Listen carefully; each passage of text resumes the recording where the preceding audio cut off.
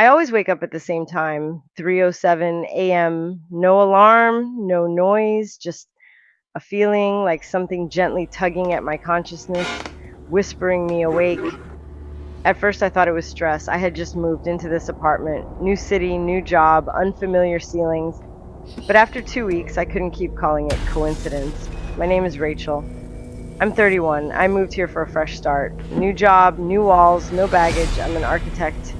I spend my days drawing structures that make sense. The apartment, it's in East Dyer, a quiet neighborhood just outside Bridgeport, Connecticut, Elm Street. The building is old, creaky floors, thin walls, but the real noise doesn't come from the neighbors. It comes from somewhere else, somewhere inside. It started small, little things, a light flickering even after I replaced the bulb.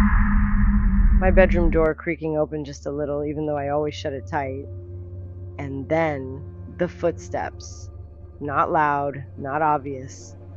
Just soft, slow creaks across the wood at 3:07 in the morning. At first I thought I was dreaming. But then one night, I left my phone recording on the dresser. The next morning I listened, nothing but static for the first hour. And then, one step, another, and then breathing. Shaky, wet, deliberate. I deleted the file. I told myself it was corrupted, that the mic picked up something from outside. But that night I put salt under my bed. I don't know why. It just felt necessary. I haven't seen anything. No ghosts, no faces. But sometimes what you don't see is worse. Like the night I found the hallway mirror steamed up with no hot water running. And in the fog, someone had drawn a single symbol, a crooked triangle with a line through it, like a rune. I wiped it clean, but the imprint was still there beneath the glass, barely visible but permanent. A few nights later, I woke up at 3:07, no sound, no light. But this time, the air smelled different, burnt wax, and something else, something metallic. Blood, maybe? I didn't sleep the rest of the night. I told myself it was the pipes. Old buildings have quirks. But I've designed old buildings. I've walked their blueprints. They don't breathe. They don't whisper. The walls in this place feel too close now. The corners too sharp. Like the whole house is folding inward, trying to consume me. And deep down, I'm starting to think this place doesn't want me to leave. I stopped checking the time. What's the point when your body becomes a clock? Every night, like ritual, I woke at 3:07. And the apartment always felt colder. Not physically, though the air was sharp, but emotionally. Like the walls knew I was awake. One night I woke up and the hallway light was already on. I never leave it on. I walked over in silence, each floorboard creaking beneath my bare feet. The bulb flickered as I got close, then dimmed, then popped. In the sudden darkness, I swore I heard a sigh. Not mine. I started leaving things in certain positions. A mug on the counter facing left, my slippers perfectly side by side. Little tests, but every morning they had shifted. The mug turned, the slippers moved just an inch, just enough to notice. Once I found my bedroom window open and a trail of what looked like dirt. No, ash leading from the sill to the closet. Inside the closet was a dead bird, twisted, head turned completely around. I didn't scream. I didn't cry. I just picked it up with a towel, walked to the dumpster outside, and threw it away. Like it was normal. That's what fear does. It changes what you call normal. One morning, I noticed something carved into the wooden baseboard by the bathroom. Not scratches, not rot. A symbol, same as the one from the fogged mirror. A triangle with a jagged line slicing through it. I ran my fingers over it, hoping it was dust. It wasn't. It was deep, precise, intentional. Someone had put it there. Long ago. Later that day, I looked over the original floor plans from the leasing office. The building had no basement, at least not one shown in the blueprints, but the landlord had mentioned once in passing that there was a sublevel. "Storage," he said. "Locked." I asked to see it. He chuckled. "Nothing down there but dust and rats." He wouldn't give me the key. That night I dreamed of fire, of red lines glowing under my skin, of someone or something pacing above me. I woke up with my fingernails caked in something dark, dried, cracked. I don't know if it was blood. I didn't check. I just ran the shower until the water scalded my skin. I haven't spoken to anyone in weeks. Not really. Coworkers ask if I'm okay. I smile, nod, say I'm just adjusting. But the truth is I'm unraveling. Something is whispering to me. Not in words, in signs. The light behind the mirror pulsing without power. The faint dragging sound from beneath the floorboards. And the smell. It's stronger now. I think something is down there, beneath the apartment.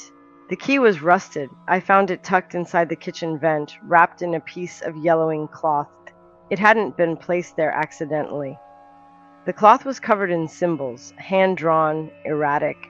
Some were etched in what looked like faded brown ink, or dried blood. I knew what I had to do. I waited until night. I don't know why. Maybe it was guilt, maybe fear, maybe because part of me believed. Whatever was down there only truly lived in darkness. I found the door behind the boiler room, a small wooden hatch partially hidden by crates and old piping. The key fit perfectly. The smell hit me first. Wax, Moldavian, and underneath it, copper, metal, something rotting. I descended the steps with a flashlight in one hand and my breath caught in my throat. The air was thick, wet. The stairs opened into a room. Stone walls, no windows, and a low ceiling that forced me to crouch. And in the center of the room, a stone table. The moment I stepped in, every candle around the perimeter lit themselves. A hiss, a snap, then flame all at once. No wind, no spark. My flashlight died. On the table lay a doll, not a child's comfort, but something else. Hand-stitched, its body stuffed with something stiff, its limbs bent unnaturally, and in its chest, a rusted needle buried deep, surrounded by a dried pool of blood. Pinned next to it, a sheet of parchment, a sketch, my house, drawn in precise, almost loving detail, each window, each crack in the wood. A dagger was stabbed through the drawing, right where my bedroom was. Blood had soaked into the paper, leaving dark, rust-colored stains. Symbols circled the house, that same cursed triangle, repeating like a chant. I took a step back, then another, but behind me, a sound, wet, slithering, like something dragging its limbs across the stone. I turned, no one there, but as I tried to run, something grabbed my ankle. Thin, cold, like fingers made of wire and ash. I fell, my chin hit the floor hard. Blood filled my mouth. I scrambled, kicked, thrashed. I didn't scream. I couldn't. I just pulled myself free and ran. Up the stairs, through the hatch into the hall. The lights in my apartment were all off, flickering, buzzing, every bulb blinking in a pattern. 3 short, 1 long, again and again. I didn't stop for anything. Not my keys, not my clothes, not the photos, the drawings, the parts of myself I left behind. I ran barefoot into the night. I looked back once, just once. From the edge of the street, I saw something in the upstairs window, not a face, a shape. It was something black, watching me. I didn't stop running until I reached the gas station off Route 7. It was closed, didn't matter. I sat on the curb, knees scraped, palms bleeding. My breath came in broken, uneven bursts. The silence wasn't comforting. It was loud, so loud. I watched the road waiting for headlights, for movement, for anything to prove I was still in the world of the living. No one came. My phone had no battery, but even if it did, I wouldn't have called anyone. What would I say? I found a demon in my basement and it tried to pull me into a stone altar.